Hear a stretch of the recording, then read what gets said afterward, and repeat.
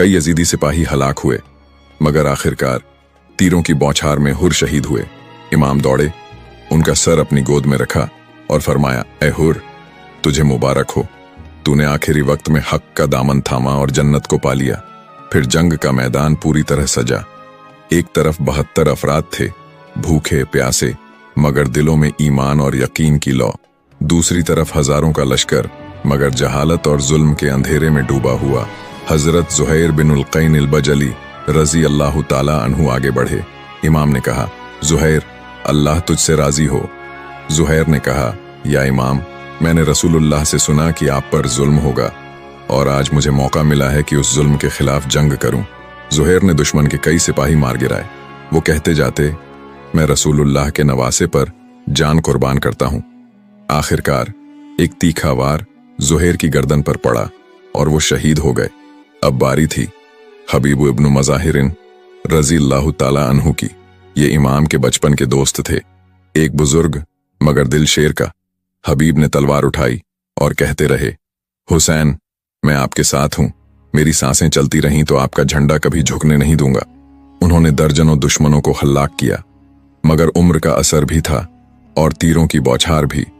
हबीब भी शहीद हुए।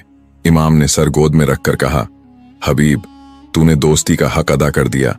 फजा में अब मातम सा सन्नाटा था, मगर इमाम हुसैन रजी अल्लाह ताला अन्हु के चेहरे पर सब्र और रजा का नूर साफ झलक रहा था। हर शहीद की शहादत पर वो खुद मैदान में जाते, उसका सर अपनी गोद में रखते, उसके लहू को जमीन पर गिरने से पहले आसमान की तरफ उठाते और कहते, या रब, इन कुर्बानियों को कबूल फरमा। अब मुस्लिम बिन औसज़ा रजी अल्लाह ताला अन्हु आगे बढ़े। वो एक बुजुर्ग थे, हाथ कांपते थे, मगर दिल में तूफान था। उन्होंने तलवार उठाई और कहा, अगर मेरी बुजुर्गी मेरी राह में आए तो ऐ अल्लाह मुझे मौत दे, मगर हुसैन की हिफाजत के लिए लड़ने से पहले नहीं। उन्होंने बड़ी बहादुरी से यजीदी फौज का सामना किया और कई सिपाही जख्मी कर दिए। आखिर एक तीर उनके सीने में आकर लगा, वो जमीन पर गिर पड़े।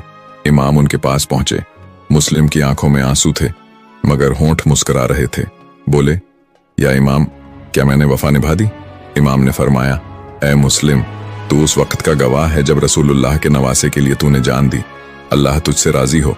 खैमे में ये सब देख रही बीबी ज़ैनब रजी अल्लाह ताला अन्हा ने दुआ के लिए हाथ उठाए, या अल्लाह, तू जानता है कि हमने अपना सब कुछ तेरे रास्ते में कुर्बान कर दिया है। हमें सब्र दे और इस इम्तिहान में कामयाब फरमा। फिर एक एक कर अंसार आगे बढ़ते गए। वाक़िअ इब्न अब्दुल्लाह, सुआइद बिन अब्दुल रहमान, अब्दुल्लाह बिन उमैर और कई दूसरे जवान। हर कोई एक ही नारा लगाता, लब्बैक या हुसैन। एक और शहीद अबिस इब्ने शबीब शाकिरी, जिनका सीना लोहे जैसा था, निहायत बहादुर और सच्चे आशिक थे। उन्होंने कहा, मैं जानता हूं मेरी जान कोई बड़ी चीज नहीं, लेकिन अगर मेरा कत्ल यजीद की ताकत को झुका सकता है तो मैं 100 बार मरने को तैयार हूं। उन्होंने भी कई यजीदी सिपाही मार गिराए और फिर शहीद हो गए। इस तरह इमाम के वफादार एक एक कर कुर्बान होते गए। हर बार इमाम खुद बाहर निकलते, शहीद की लाश को लाते, उनकी बीवियों और बच्चों को तसल्ली देते। करबला का सूरज अब तेज तप रहा था, मैदान लहू से भर चुका था।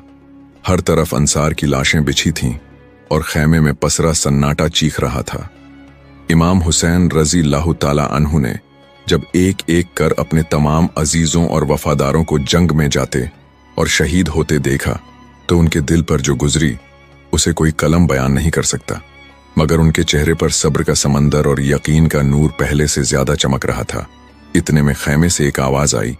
वो अली अकबर रजी अल्लाह ताला अन्हु थे, जवान, खूबसूरत, सलीका और अदा में बिल्कुल नबी करीम सल्लल्लाहु अलैहि वसल्लम की झलक लिए हुए।